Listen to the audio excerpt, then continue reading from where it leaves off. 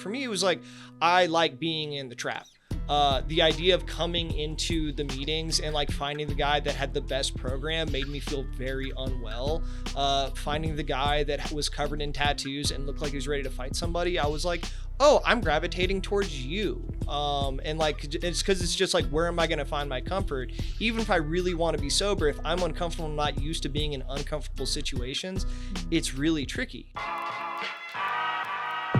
Welcome to the Most High Show, a show about recovery, spirituality, and all that. Produced, posted, and hosted by people in recovery who have strength and hope and want to share it with you. If you or someone you love is suffering, we want you to know you are not alone. This is the Most High Show.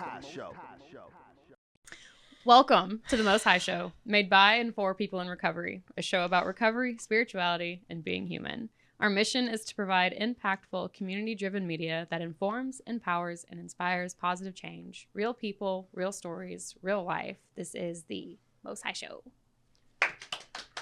Yay. Yay. All right, guys. Joining us tonight for a special edition of the show, Recovery Hot Takes. We have Connor.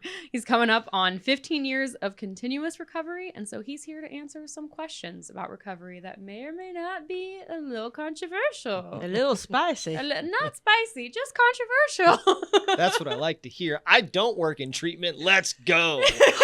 We're going to be honest tonight. You're like, I have nothing to lose. Not a job, nothing to lose.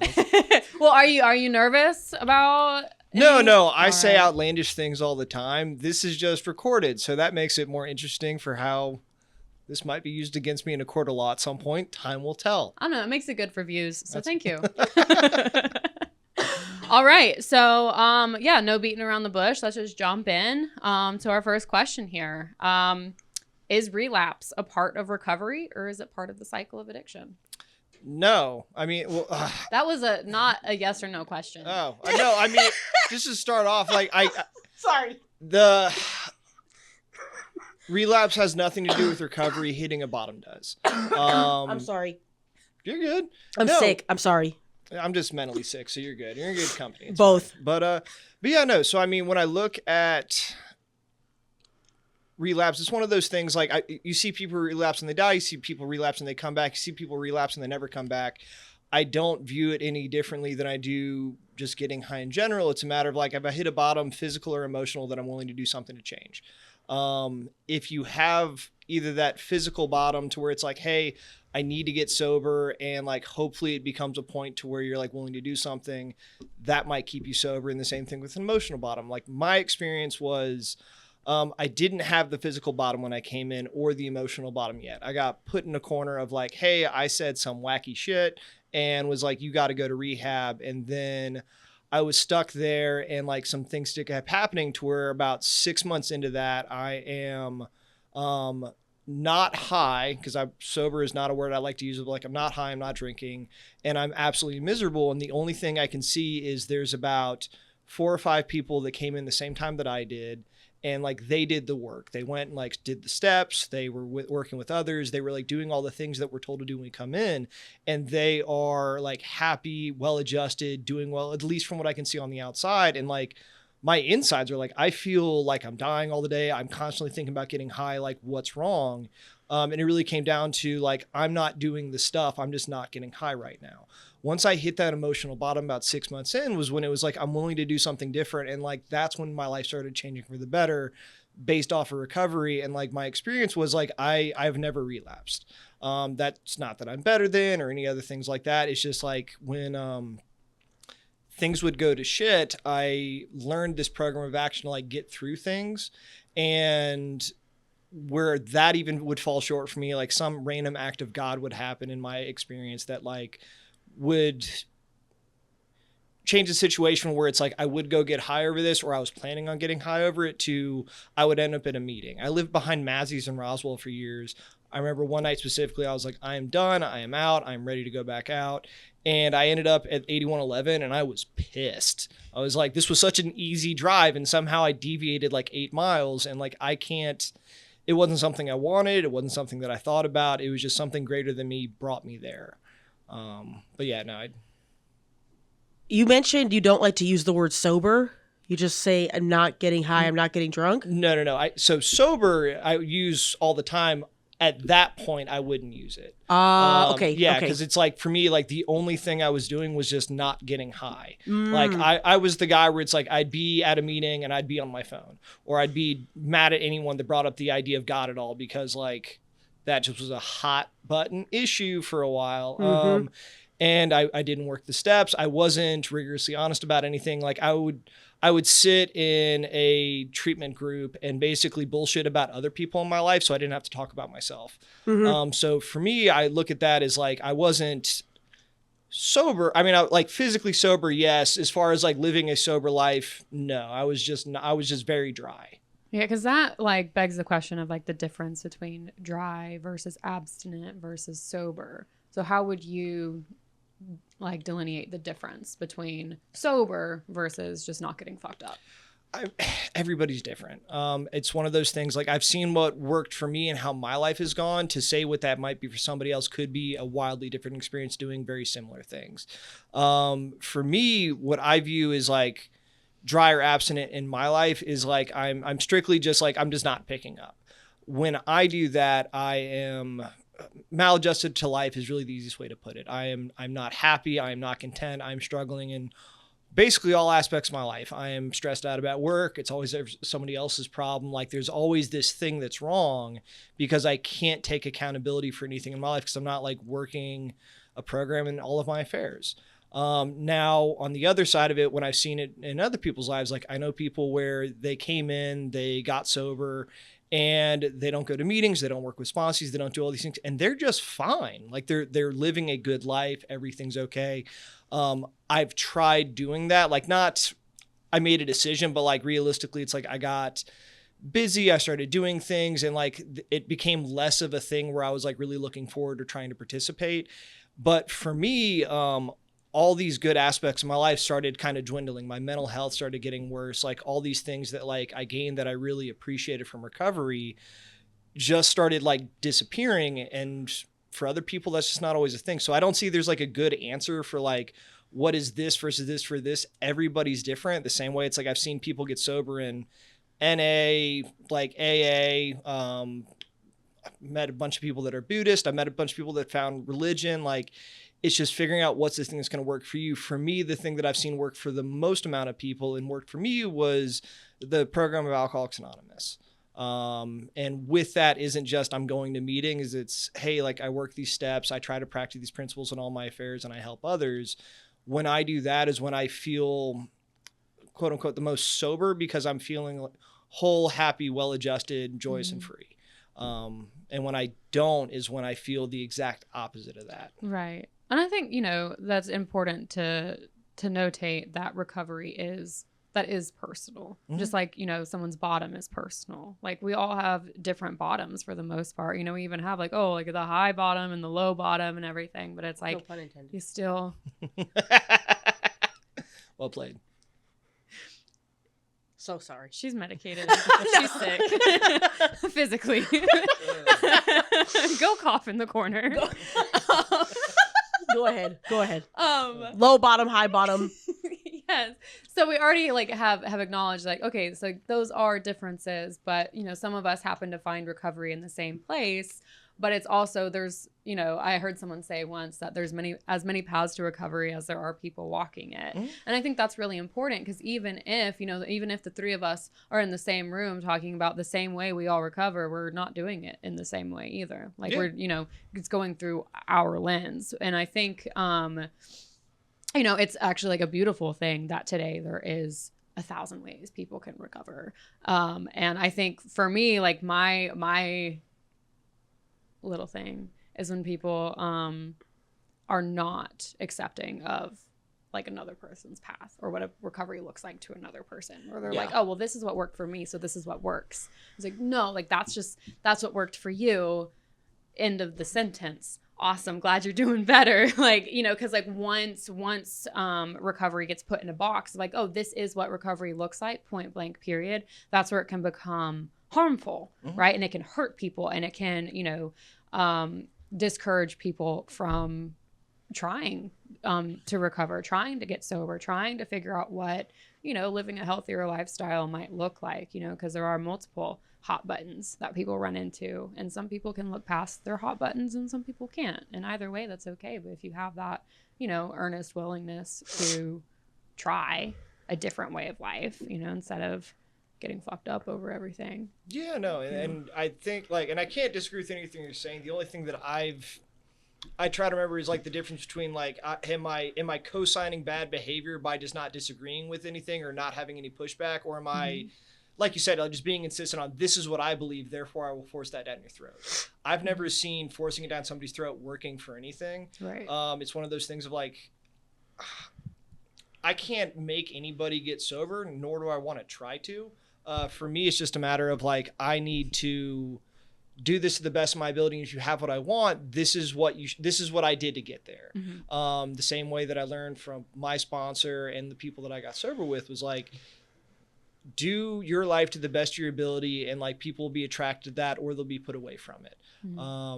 I just try not to be it's funny. I say a lot of really out of pocket shit regularly, especially in meetings where there's newcomers and people doing stuff.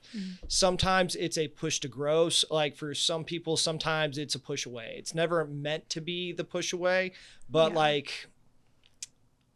my only big thing is hey, it's a spiritual program. Find God whatever way that you try to find it. When people start bringing up specific religion or religious figures is where I typically will have a conversation with them after the meeting, being hey, this isn't the place to do that. If you want to talk about God, higher power in a general sense, that's great. But when you start using specific names, there's a good chance there's going to be a newcomer that's going to hear that and think that's what this is, because they're just going to hear what's different, not the same. And that's going to be the biggest hindrance to help somebody here. Right. And usually people are open-minded to that. Some people aren't, but usually if you're really rigid and a dick, you stop showing up. And that's really all I've kind of seen. Luckily, I've had a lot of great experiences, but I know other people have been into meetings where they're miserable, they're misery traps, they're treated like shit, they're acted like they're not a part of, this is my friend's club and I'm going to ignore this person. I've been lucky that that's not my experience, but I try to make sure that when I'm going to a meeting and I'm doing something, there's almost a guarantee that there's going to be somebody that it's their first meeting, it's their first month, they don't know anybody, they're uncomfortable. Find the guy smoking a cigarette or standing by himself outside. Yeah. Ask him how their day's going. That was one of the most important things to me when I came in, because it was I felt isolated and alone. The people that I knew weren't there because they're still out there using, or they're definitely not in a meeting. Yeah. And that feeling of aloneness is the biggest thing for it's I don't want to be here. Yeah. The moment you feel hey, somebody just asked me about my day and just seems to give somewhat of a shit about me, that makes it to where I'm that much more inclined to come back and pay attention to what people are saying. Right. That's because it also comes down to, the earnest willingness, how badly, because there's definitely times where I've gone to spaces where I'm just oh, I'm not really jiving with what y'all are talking about here. So I'm going to go somewhere else, but there's definitely, because I did relapse. And so instead of I was in a recovery space where I was just I don't like the way you guys are doing it here. This is not working for me. And instead of finding somewhere that I did fit in or felt more this made sense, I was just you know what? I'm actually not like you guys at all. And, then relapsed pretty epically, and it was, really good. Definitely did not lead to any sort of downfall or falling out with anyone that I'm super close with. It was just, sunshine, rainbows, and, beautiful skies. But no, coming back, that was, getting sober again is something that I was nervous about, because I'm just I'm going to have to go to these spaces where I just don't agree with these people, or I don't have anything in common with them. It's not going to be a good time. But, I was also isolated. So I was just with myself. So not around people I had anything in common with, and I wasn't having a good time. So I went anyway. And not every space I went to was the space for me, but I went and found other spaces. And then I remember one time I saw someone wearing a Nirvana t-shirt, and I'm I can be here. this is where I am with that girl. That is my friend now. Nice. Like, she's got Nirvana and a flannel. We're friends. And so I would go like, so, because there would be times where it's like, ooh, I don't necessarily, know these people. I don't necessarily, understand the message that's being shared here, but I have something in common with this person. And like, that is more than I had yesterday. Mm-hmm. So I'm going to show up just for that. Yeah. Well, I think like for me, circling back to like the first part of the question, I relapsed. I think personally relapse is a part of the cycle of addiction, because when I was relapsing, I was still in an addicted headspace. I still had a active addiction mindset on everything. And so even though I was like going to meetings and going to groups and trying different things, and I was trying to do all the right things, like I go to detox, I try to go get a sponsor, try to call people, I still wasn't like living. I was just basically checking boxes off, because to me, I was like, if I just check the box, if I just physically show up somewhere, if I just ask someone to be my sponsor, if I call them and just say, hi, I'm fine, and hang up, I'm checking the boxes, and eventually something will click. But I felt like entitled, and I felt like I'm not giving up my life, and I'm not giving up the way I do things just because this program is telling me to do it, whether it be like the medical, the facility itself, or meetings, like the rooms. And so I think like when you're stuck in the same mind frame and the same mindset, and you're just like in this cycle of relapsing and going back out and drinking because you're like, I'm going to keep doing it my way. I'm going to try everything my way. You don't know what you're talking about. I don't relate to anyone here. To me, that's like it. That's just being stuck in that cycle. And I like, I always say like I went periods of being sober, but I wasn't in recovery during those periods. I just was like physically not drinking or using.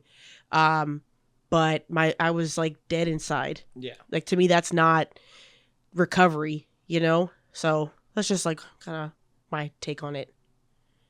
Yeah, no, I can't disagree no, I can't agree more. Like it's one of those things, like if I'm not getting high right now, but I'm doing it because I'm like, just that's all I'm latched onto, is I'm just not going to get high. It's like that's not a fun way to live. That's not something that can last long term, and in my experience, or something that I've seen for anybody else. At a certain point, if the only thing you're doing is just, I can't get high right now, and there's nothing to like fill that void, eventually it's going to break you down. Yeah, because I started getting angry towards people. I'm like, oh, I can't drink. And like, why are you guys drinking around me? And why are you guys acting like that? And why do you have to do this? And why do you have to do that? Like, I'm not doing it. And I just started like building and getting angrier and angrier and angrier. And eventually I ended up drinking, because it's like, well, I'm not drinking because I'm supposed to be happy now, but I'm not happy yet. Yeah. And so I'm like, going like this, like a baby. I picture myself like a baby in a crib. Wah, wah, wah. I want it now. Make me happy now. But I don't want to do any of the work. I don't want to call. I don't want to do steps. I don't want to go to... I want it now. Just be happy now. So. Yeah, no. I mean, the biggest thing I've seen with that, it's like, and I don't know if anyone can relate to this, because I sure as hell can. It's like going to high school and sleeping through every class, where it's like I'm physically there, but I'm not doing anything to learn anything. Like that's from everything you described, and like me having the same experience, like that's what it was like being new in the rooms, where I'm not willing to do any of the stuff. Like I'm like, why don't I have all these things that you guys keep talking about? It's like, well, I'm here. I'm not getting high right now, but I'm not doing any of the things to like gain these new things that you keep telling me about. Mm-hmm. Yeah. And that to me is being trapped in an active addiction mindset. Yeah. Me. You want to move on to the next question? Yeah. So speaking of being new, do you think newcomers today have it easier, harder, or just different than when you came in, and why? Different is the way that I would put it. I don't think there's really an easier or harder thing. Just an easier, softer way. It's just not. I mean, like my experience was when I got sober, it was like late 2010. The only like rehabs I knew about were basically Ridgeview and Peachford, neither of which sounded appealing. I don't want to go to a hospital. And I got stuck in this other rehab that had a different take for a lot of kids that were basically between like 15 to like 23, and like they had fun, and like I had a blast. I also went to jail while there for doing things that you shouldn't. Apparently bonfires in public places, not a great idea. Climbing historic monuments, also frowned upon. Oops-a daisy. But I'm trying to think, like there wasn't as many options as there are today, but like at the end of the day, once again, my experience, everybody has their own roads they travel. Like the end result is like, hey, I'm going to go to AA and practice the principles and the recovery that I've seen. Once again, you go to NA, have other things you do in life, like whatever it is, like, but treatment's not the final answer. What I would say might be harder today is it used to be I'd see a lot of people that would come into the rooms. I barely see anybody just come into the rooms. They're in a sober living, they're in a treatment. And the thing that I think's become more problematic as a whole is the treatment industry is, oh, hey, like we're here to help you. And we're going to basically tell you everything's okay for about anywhere from 30 days to 3 months. We're going to give you a little bit of help with things. But at the end of the day, I think newcomers now have this mentality of, oh, treatment's going to help me. Oh, when I get in trouble, I can go to treatment. Oh, when it's too cold outside and I don't feel like being on the streets, I can go into a sober living. As long as I have insurance or I can find somebody that will like give me help, I have an out. And the amount of like repeated cycle of I'm just going through these motions again and again and again, at least from my perspective, have gotten worse. Whether they have or not, I don't know, but I've definitely become more aware of it in the last 6-7 years than it used to be. Because it used to be, but like at the same time, I see, I mean, not more newcomers. I remember when HA got going in Atlanta, we would give out 10 white chips every Sunday on the low side. Like there's a bunch of nights where I remember we gave out 20. It was hard to keep chips. Wow. We also only had like, I don't know, 10 people that had over 2 years sober. Where I can say the amazing thing was like you'd see these people that are desperate for change. And at the time, treatment wasn't as much of a thing. Sober livings weren't the plague they are nowadays of you go 20 feet in any direction, there's a sober living.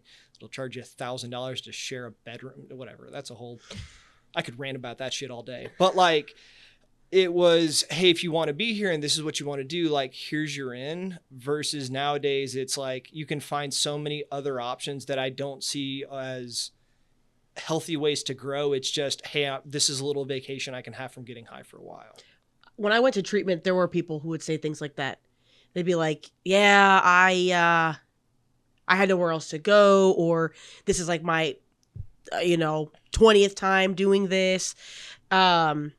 So I remember I told the treatment center I went to, because they asked me for some feedback at the end. I said that my feedback would be that there should be a little bit more of like an educational component, because it for me, I thought by going into detox, I would be cured. Like I really thought, like once I physically feel better, like I'm going to be better. And I think that's how, in my experience with the people I've interacted with, it's like I do this thing, I'm here, and then I'm going to be better. Like life is just going to be better, right? And and I know for like me personally, I had a hard time coping with the idea of like, oh my God, I have to work this for the rest of my life. Like this is like a lifelong thing for me. I'm not going to just be able to come in here and then come out and be okay. Like, that's like, I don't know. I think that there could be a little bit more of like an educational component to it. But again, it's like, are people really going to want to hear it? Or are they just like looking for places to go? And I think with like any industry, people start to look at the dollar signs. And it's like, instead of just, and I understand having like safe, clean places for people to go and stay, of course. But I also think like having, like my sober living, there were still like, there was still testing. We had like apps on our phone. We had a whiteboard. We checked in.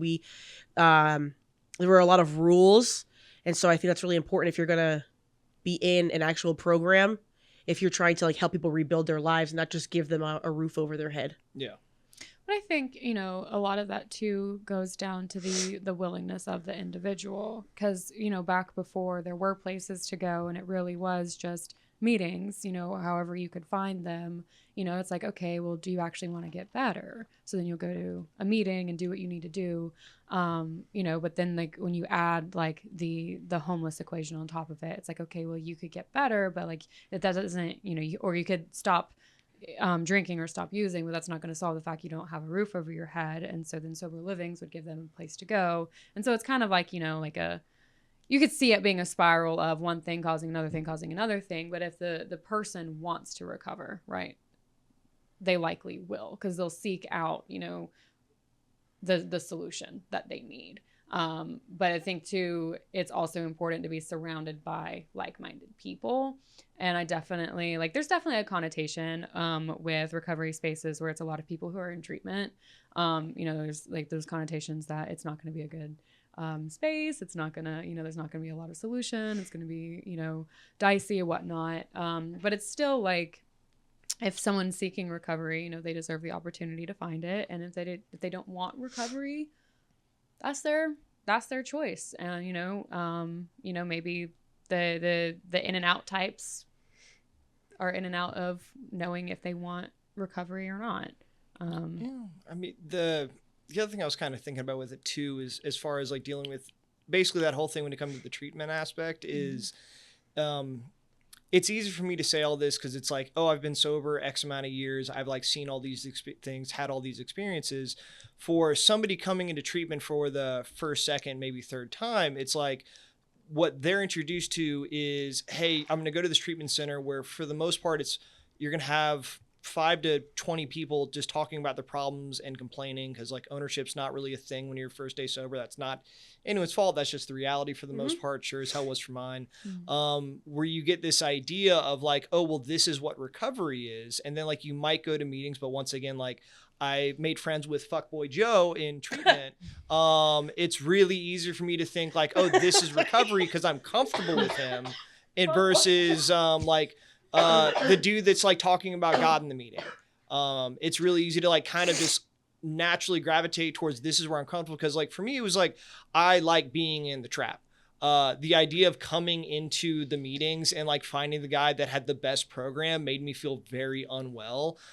Finding the guy that was covered in tattoos and looked like he was ready to fight somebody, I was like, oh, I'm gravitating towards you. And like, it's because it's just like, where am I going to find my comfort? Even if I really want to be sober, if I'm uncomfortable and not used to being in uncomfortable situations, it's really tricky. Because once again, like the entire time I'm getting high, it's like, I want to be comfortable. I want to like feel this certain way. And like, even though I'm putting myself in all these really bad situations, it's like all chasing that comfort. And the moment I'm just fucking raw dog in life and just like not having anything to make me feel better physically, it's like, where can I find that comfort? And the answer is always going to be putting in the least amount of effort and doing the bare minimum, finding people that are where I'm going to feel better then. So it's really tricky. And I think like that's been a constant for the most part for anybody getting sober. But when it comes to like the treatment's going to fix me because I don't know anything else, like you said, I really wish they had a little bit more on the whole, like, hey, we love repeat clients because like money talks. But like, we really want to see you actually get better. Like it's one of those things, like not all these places are created equally. Like some of them are awful. They look really nice. The apartments are great. They make you comfortable because they want you to keep showing up. But finding an actual quality place is going to be something where you're actually going to see the difference between this is what recovery in treatment looks like, because recovery and treatment are not the same thing. The program and treatment are not the same thing. Finding a treatment center where they're going to try to bring that to you and open your eyes to it is going to be the biggest difference of what's going to make it the easiest path to help somebody get sober. Just kind of bring it back to your original question. I got like really sidetracked just thinking about you going up to like some big burly tattooed guy who looks like he's gonna like beat somebody up. For like anyone who's not watching the stream right now, he's wearing a sweater and glasses, no visible tattoos. Looks like we talked about this before the show, you look like you have a massive in-home library. Like you look like Clark Kent over here. We're wearing matching sweaters but in different colors. No, I appreciate that. No, I mean like it's and I think that just kind of speaks to the program of like you come in and you get sober and like here's the person that you are, and like over time you change in ways that surprise you. As far as tattoos, I have more than most. They're just all underneath my clothing. But as far as like I am most comfortable in chaos. Like still to this day, like I had a conversation with my girlfriend actually about this like earlier this week where I'm like, hey, you're very nice and treat me so well. If you can dial that back a little bit, because like, I don't know how to deal. I've had to talk to partners about that before where I'm like, can you be a little meaner. Yeah, it's like if you spit in my Oh, face I every can't once in a relate. while, I'll That's supposed to be appreciate it. No, because then Yeah. they all eventually did become like actually mean. Where I was like, You're like, ah, you committed too yeah, far. committed to the bit. But no, I mean, like, I'm not going to really get into detail about before I got sober, but like I was very comfortable being in very unsafe situations with the idea of severe danger being there daily. And then throughout my recovery, it's like I worked in EMS in like Fulton County for about 5 years and like did the 911 and like responded to situations where they're supposed to be safe when you get there. It's not. The police don't do their job a quarter of the time I would show up, and then all of a sudden it's like, hey, like they may or may not have a knife. I'm actively fighting somebody. Like I'm very comfortable in these situations, and what the program gave me is the ability to start feeling comfort outside of that, because it's like I love the chaos, but like that's never really brought anything great to my life. Mm-hmm. You said you don't want to talk much about like before you got sober. I can. So- I just Well, big stories with it is really what I meant by it. yeah. Well, so that leads to our next question. That's I wanted a to ask. perfect lead-in. Addiction war stories. You know, you hear a lot of people. We talked about this earlier this week. You'll be like, you know, for me, when I was in college, I split my chin. I was really drunk. Mm-hmm. My friend put me on her shoulders, and I fell over, and I hit the concrete, bashed my chin open. That's the story. Mm-hmm. But then there's this version. Oh my gosh, I was drinking so much. I had like a half gallon of beep, beep, beep, beep. I don't want to trigger anybody. And I just was, you know, I smoked a bunch of blunts, and then she was waiting. It's like, they're like so much detail. So like the addiction war stories, are they powerful tools for awareness, or is it glamorizing the struggle of active addiction? When you say that, do you mean like sharing in a meeting or telling their story, or like a one-on-one conversation? Because I would say it's two different answers in my opinion. Let's do one-on-one conversation amongst friends. So amongst friends, or like for instance, like taking somebody through and like doing a fifth step. That's where I would see, like with friends, I love shooting the shit and like telling fun stories here and there. It's a blast. With friends, it's not. There's no solution for it. It's just like, hey, I'm just having fun here. With sponsees and like taking them through a fifth step and being like, hey, here's the kind of things I used to do. Here are the situations I've been in. Because I'm literally asking this person like, hey, I want you to like tell me all of these things about yourself that for the most part are uncomfortable, or like things that I'm embarrassed about or ashamed of, or like scared that I'm going to go to prison if somebody else hears about it. Like that's a lot to weigh on somebody. So being able to like bring some of these things up prior to them doing that, I see as a very helpful tool. When it comes to sharing these things in meetings, if it's entertaining, run it. That's not solution. But like, if like, I'm very simple, like I want to laugh or get something helpful out of this. But if I'm bored, I'm just going to be pissed the whole time. There's nothing worse than a boring story where they just kind of talk about like nothing. And it's funny because it's like the worst, life story I ever heard, was somebody that said they had 45 years sober, talked about literally nothing with the program the whole time. And then the closest they got was, I had multiple affairs with men at Howe Place and I don't regret it. We're like, go back to that part. Yeah, no, that's as close as we got.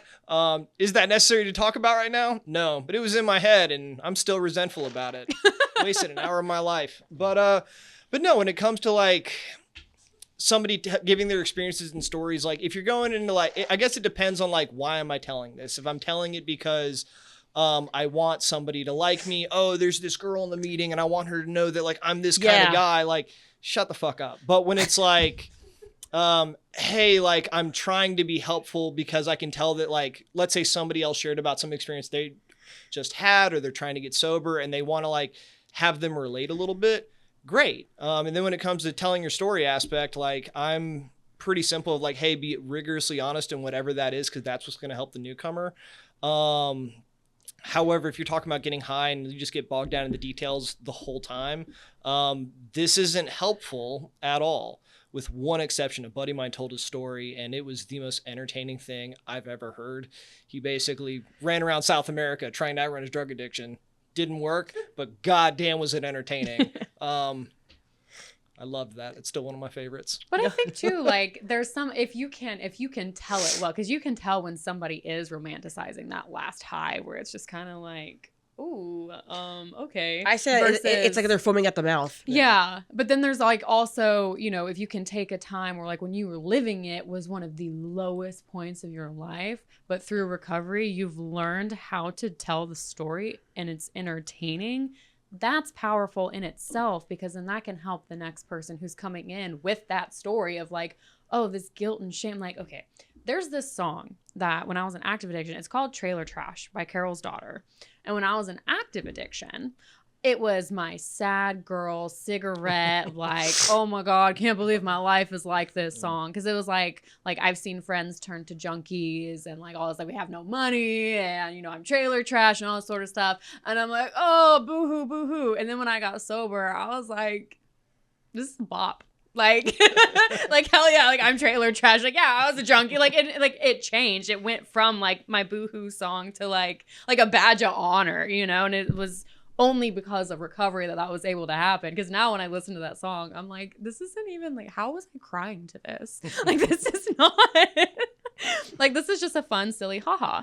But you have to, you know, get to a place of acceptance with those things. And so I think that's when like those war stories can be impactful, is like, you know, these people have come to a place of acceptance of some of the darkest parts of themselves, some of the darkest times in their life, and now it's funny. Not really, like, to us. Don't ever make the mistake of sharing a funny war story with a normie. They will Right. like I accidentally Where oopsie daisies so this week I did it this week by accident to my father, because he was showing me how to, so I work for him, and so he was showing me how to I needed to lay some stencil masks before I painted something, and there were strips of masking that I just needed to lay, and he was like, well, if you lay the initial piece like this, he said, you'll save yourself a line and you won't have to do it. And I said, well, I don't know about you, but if there's a line in front of me, I'm gonna do it. He's like, what does that mean? No, so yeah, he just continued talking. I was like, you're not gonna say anything about that? He's like, you know what, daughter, I was just gonna gloss over that one, like you didn't say it. And then he kept calling it a line. I'm like, all right, Dad, we're doing so many lines right now. And he just, like, the look on his face, I was like, Dad, I'm not I'm like, I'm not actually gonna do a line. Like, this is not but in my head I'm like, you keep saying it, this is so funny, but it was not to him. Yeah, I think it's also like where you're at in your recovery, because, you know, like for me, when I would think about the fun times of me drinking, like I'm at the strip club and this guy gives me a stack of cash and I'm just literally throwing piles of money on the stage and people are like, oh, you're so, and I'm like, oh, and I'm drinking, and then I fall asleep on the stage and my friends tell me about it. I'm like, that sounds like so fun compared to my boring life now. I'm not throwing ones at strippers anymore. I'm not, you know, laughing the next day with my friends. Like, dang. But like, you know, that's what I would think when I just like wasn't ready. So like my war stories, essentially, I'd be like, oh man, that sounds fun. But like, fast forward to now where I'm at my recovery, I'm like, wow, that's like really dangerous that I was like falling asleep at a public place at a strip club. And, you know, I is also like, probably she could have stuffed my foot. I could have tripped her or something, you know, and it's like, not remembering what I did. Like, that was fun for me. Like, I used to like think that was exciting. Like, yes, tell me what I did when I was blackout. Yay. And now I'm just like, so I think it's just about like where are you at and like perspective and like what is your intention in sharing that. Because yeah, like when I talk to my sponsees and I share from my experience, it's like, hey, this is where I was. Like, I can relate to you. I'd be like, here, look at me on the other side. And they're, you know, or when I tell my story in the rooms, people are like, wow, can't believe it. Like, so inspiring, versus if I'm like, you know, just not in the right headspace. And I'm thinking like, kind of want to go back to that life. Kind of want to go back to tripping and falling and splitting my chin and chugging fifths. I don't, but you get what I'm saying. Yeah, no, and I mean, it just kind of brings it back to like what we've been talking about. It's like that if I don't have something to replace this like hole in me in this way in my life, eventually I'm going to go back to these things that like I knew it made me feel some kind of joy and comfort, at least in the beginning. It's funny you just brought up the strip club because all I can think about is my buddy referred to them as naked panhandlers in a meeting on Saturday. Naked panhandlers? Wait, so like the other day? Yeah, no, this is it was great.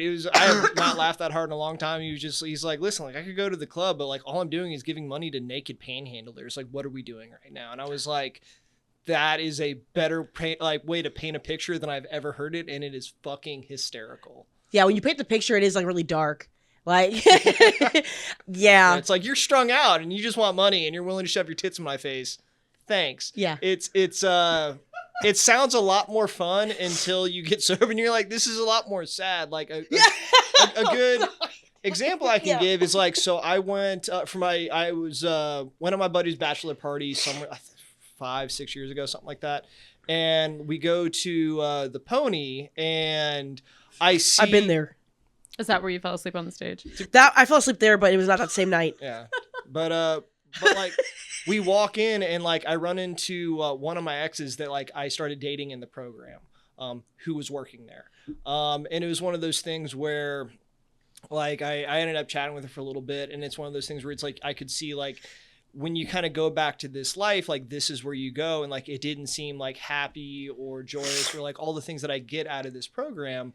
Which is why, like, when I have these feelings of like, oh, it was so much more fun when I was doing like X, Y, Z. It was exciting. It was thrilling. Like, there's also the downside that comes with all this. Because, like, at the end of the day, like, if you're just having a great time all the time, you ain't going to stick around. Like, it's like there had to be like some kind of bottom to be like, hey, like, this kind of sucks. I'm willing to do something different for you to be willing to actually do it. Mm-hmm. Now that made me think, like, when I... when you went to the Pony? Pink Pony Club. Oh, my God. For those who don't know, Connor's version of Pink Pony Club is the straightest white man thing you'll ever hear in your life, and it's actually incredible. Yeah. But, no, when I stopped doing drugs and was just drinking, and I was, like, trying to do anything I could to not have to need any kind of recovery space because I can do it myself, like, at that point in my life... Actually, there's been multiple points in my life for this, and it's strange, but people were like, hey Sarah, you should be a stripper. And I'm like, no guys, I'm like, don't you want me to stay off of drugs? Like, and like I was like I can't do that, that's not something I'm gonna do. But like I just knew, I'm like, that lifestyle, like whether or not it's gonna be around or not, like I'm gonna be in an environment where I can only do that if I'm doing drugs. And that was just like the one thing that I knew, because I did consider it a lot. Mm-hmm. And that was like the conclusion that I drew, because at first when I was doing drugs I was like, I am not cute enough to do that right now, like I can't even eat. And then when I stopped doing drugs I was like, well, if I'm gonna that was like literally my sobriety plan, was I'm just not gonna be a stripper. And then it's a good start. Yeah, step 1, do not become a stripper. Yeah. I mean, and like, no shade to the sober strippers out there, more power to you. Like, a shout out to the sober strippers. Yeah, no, I've met a couple where it's like it was one of those things like they got sober and they kept doing it because I know I've met a couple different doctors that actually, it's like that whole like thing where you see it in a movie or show. They're like, oh, I'm working through school so I can become a doctor. I've actually seen that happen for somebody in the program. Yeah, where it's like, it's one of those things like you can go anywhere, do anything, and stay sober as long as your intentions are right. Right. So it's one of those things like if somebody chooses to do that, hey, it's your life. It's just one of those things when I look at like, is this somewhere I want to go and like hang out? Like work, one thing. Like, do I recommend it for most people? You want to go there to work? Yeah, I mean, you want to go there to work? No, I'm just kidding. I mean, like, if the money's right, you want to go there to do your job. You're Pony working, by Genuine. Like you're working remote and you're at the strip club. That's what I pictured you doing. Yeah. You're like, hold on, yeah. It's the like you blur the background. You blur the background. Yeah. I got unlimited wings. They get really mad about the webcam. I used to have a friend. He was like, I go to the strip club every week, but he's like, it's because the steak bites are really good. Oh my God. All right. So moving on. Jesus. So sorry to whoever's gonna edit this, Kim. Sorry. Is anonymity still necessary in today's world, or is being public part of helping the next person? Public in what way? Like recovering out loud. No, but I like, so like on a, like, for instance, like we're on a podcast, like on a platform or so here's the way that I kind of look at it is, I am not an accurate representation of AA. I don't think there's any one person that is, because it's like, let's say, let's say me and somebody else work a completely different version of the way we live our lives. The program's still the same, but like the way they interact with the world and the way I interact with the world are different. If somebody sees the way that I am and they think this is what the program is and they don't like it and it makes it unappealing to them, that can be a deterrent. So the way, and like I said, like that's just kind of like one-off experiences, but like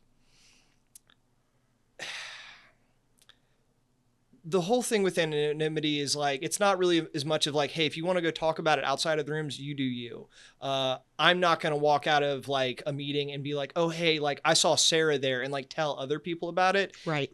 That's where the anonymity is an important thing for me. Cause it's like, as much as I'm very like open to talking about it and like saying like, yeah, like I'm a person in recovery, I know a lot of people that aren't. I know a lot of people that for work reasons, it's like it would, even though it shouldn't be a bad thing, it would not be a good thing for them in a work environment. So if somebody starts doing shit like that is where I got a big issue with it. But at the same time, I've only heard of it happening a small amount of times. And it was like, with one exception that I know of, was accidents of like that you run into them in a public place and then they would like say where they know you from. And then all of a sudden you see like that mortified look on their face and you're like, oh shit. But I mean, like,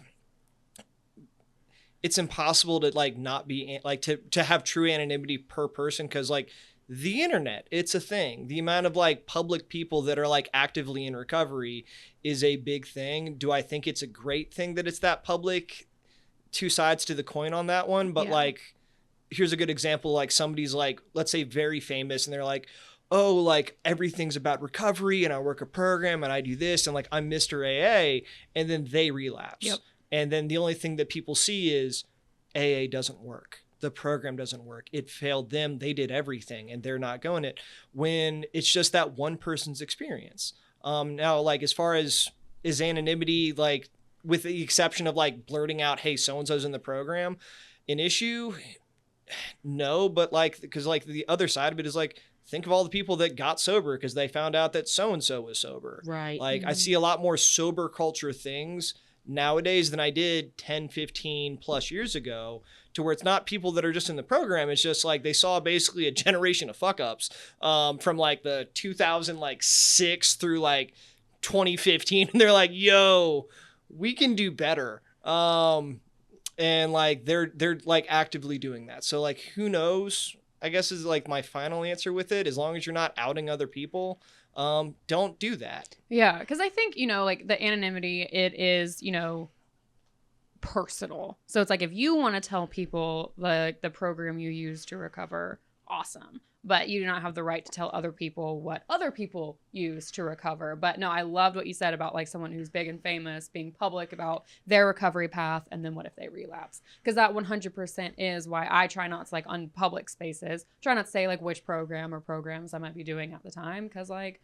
you know, like, yeah, I'm sober today, but you know, all we have is today, right? Yeah. You know, don't know what the future has to hold, and don't want to, you know, give like unintentionally give a bad name to something that could potentially save somebody else's life. So that's on the one hand.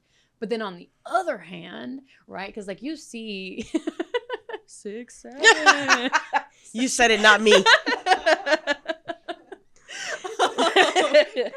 Get it out. It's it out of our system. 6, 7, 6, 7, 6, 7. But on the other hand, that is a way people learn about it. Like, I personally know somebody who found out about a 12-step meeting because they saw a 12-step meeting on TV. They weren't calling it any, like, I think they called it like Friends of something, and it wasn't a name we would know. But they were like, wait, like that might help me. And so they looked it up, and what they found instead was a hotline for one of the 12-step programs, and they got her plugged into getting help, and then she stayed sober. So it's like, so that could be good But my favorite is like watching a TV show whenever there's a meeting in a TV show and the main character, they just have a fucking monologue and it's like they're using this meeting to drive the plot and it pisses me off every time because I just imagine if I'm sitting in a meeting and some fucking newcomer is just going on for 10 minutes about their dead mom, their dead kid, their trauma, and I'm like, yo,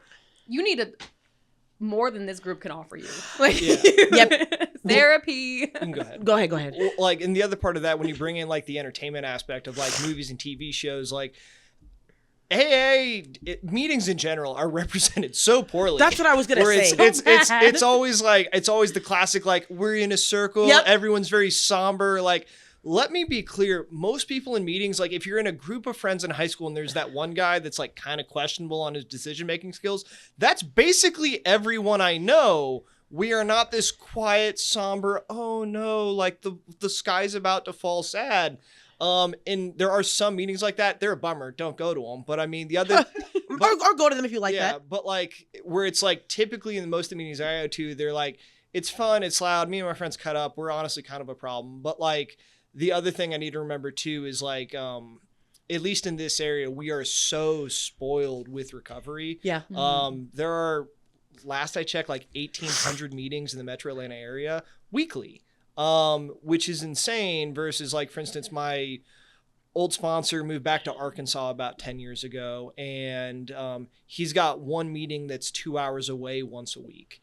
And there's all these places to where the recovery that we get to experience, and the fellowship we get to experience is not the norm most places. So it's like when I see all these things in like the media, the sad part is like a lot of people go to like one meeting because that's the only option they got. And that's what it's like, where there's 3 or 4 people, they're kind of bitter because whatever might be going on in their life, versus what we get to experience around here, which is awesome, of like, there's a lot of people that like have time, keep coming to meetings, have a good life. We have like the fact that like most meetings I go to have at least 40 people in them throughout the week is crazy compared to so many people around the world that like they might have 2 or 3 people in a meeting that they can go to once a week. I was gonna say on TV, because of the way it's like they make it look on television. Prior to getting sober, my ex, I would go to meetings with him. He would go to NA. And I was just like, I wasn't really paying attention. I always noticed, I was like, there's a lot of coffee. There's a lot of coffee happening. But on TV, it's always the fold-up chairs in a circle in like an auditorium or something, or I don't know. And I'm like, oh my gosh, when I started going into the rooms, I'm like, every single meeting is a speaker meeting because of the monologue. You know, I was like, and then the first one I went to a meeting, it happened to be a speaker meeting, and I was like, oh, You're like, it's true. it's true. It's just an endless cycle of hearing people talk. Just one. And it's all men, and they're old, and they're Caucasian. I can't remember if like the first time I saw a meeting on TV was Breaking Bad or Shameless, but I distinctly remember that there was going up to a podium to talk. There's and also I a was podium, like, yep. Nope, that is nightmarish. That is hellish. And so when I walked into my first meeting and I saw a podium, I was like, fuck. Yeah, don't notice me, don't look at me. Do not notice that I exist right now. Yeah. But it wasn't like the round robin style meeting. It was, they just have that for the speakers, and it was just it wasn't a regular meeting because that was a candlelight meeting, and I talked all about that when I shared my story on the show. But 81. No, but it was the lights suddenly turning off was super unnerving because like nobody said anything about it. I'm like, are we gonna die? Like, yeah. But okay, so let's get into the fun rapid fires. Ended on a positive, fun, haha. What is your go-to happy dance song?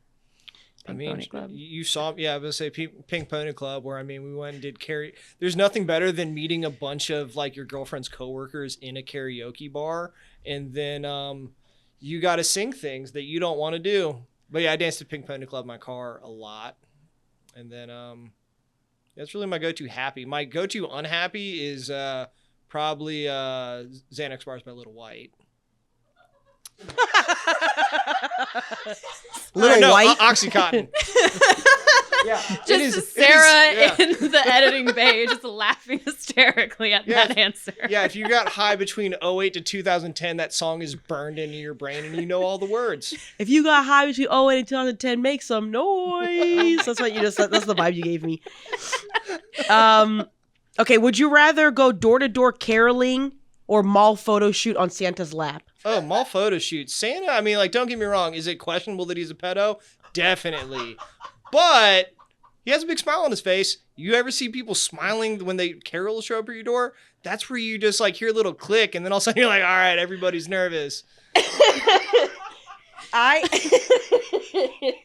Kim said that she used to go caroling as a child, and that after they listen, people would expect them to give them treats. Get off of my lawn. No. The people, they're like, I listen to you sing. Where are my treats for listening to you children sing? Give me a treat. They deserve it. They deserve money, too. They're children. All right. Act like they're If the Grinch were working the steps, what step would he get stuck on? I mean, technically, when you look at the movie, he kind of did make an amends. He did make an amends to the So, town. I mean, like, he brought all the stuff back. That was better than most of the junkies that I know. They kept it. Or sold it. Yeah. Hey, you know what?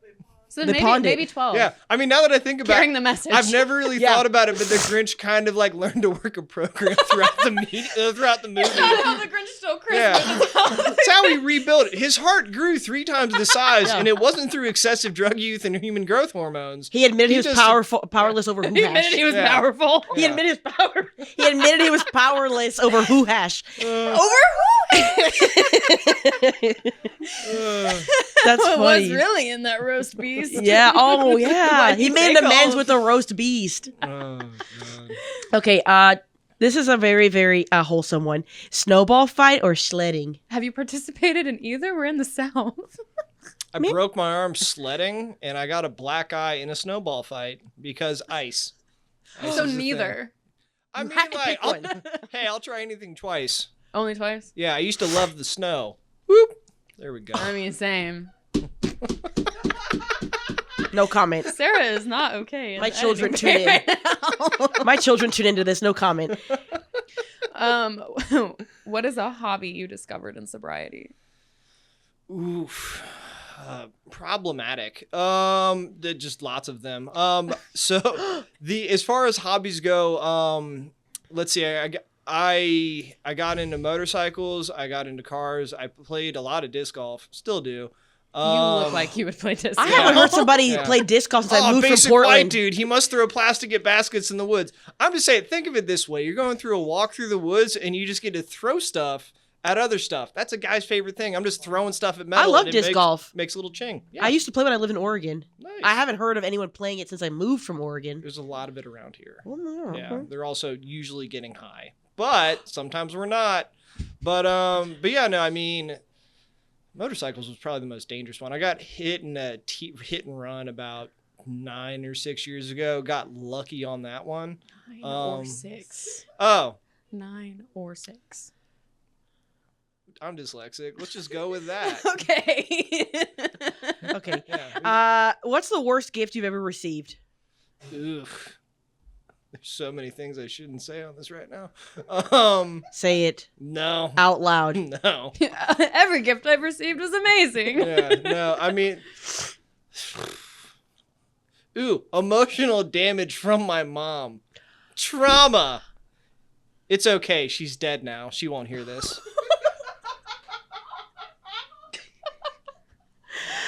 Sounds like something my dad would say. Dark humor. You want to hear a fun story about that? I'll make this real quick. So, she was a flight attendant for Delta for 40 plus years. She died on a Friday. Monday morning, I get a call from Delta saying, some guy, he's like, hey, is this Connor? I was like, yeah. He's like, hey, this is so-and-so with Delta. First and foremost, we want to give you our condolences from Delta for the passing of your mother. I paused for 2 seconds to go, my mom died? I think this dude almost died right there hearing that. I paused for like 5 seconds where I just heard him go, ooh. And then I was like, I'm sorry. I'm joking. I know she's dead. I was there. I saw it. And then he just kind of fumbled through his words for the next couple minutes. Poor That's so good. If you're going to be the guy that calls, I feel like I couldn't have been the worst response. I think it was the funniest. Oh my gosh. Oh my lord. You need to take him a roast beast Nah. for Christmas this year. I gave him a story. I was plot development in his life. That's true. Oh, I like that. Write that down. Plot development in his life. Make it a t-shirt. Christian t-shirt, plot development. If Santa got arrested, what would it be for? And not breaking and entering. Pedophile. Jesus Christ. Okay. Connor. I'm just, okay, so this dude delivers packages to children around the world. Unwanted. There are wanted gifts. The kids literally write letters to say, that's like the whole thing. You know who people also write letters to? People in prison. Pedophiles. I don't know if pedophiles are getting a lot of. Let's end on a high. Not on a high. We are sober. Let's end on a most high note. Oh my lord. What's a small act of kindness that made your day recently? A small act of kindness that made your day recently. A small act of kindness that made your day recently. Into the big microphone, please. I know. I'm thinking. Into the big mic. Put your mouth closer to the big mic. Oh my lord.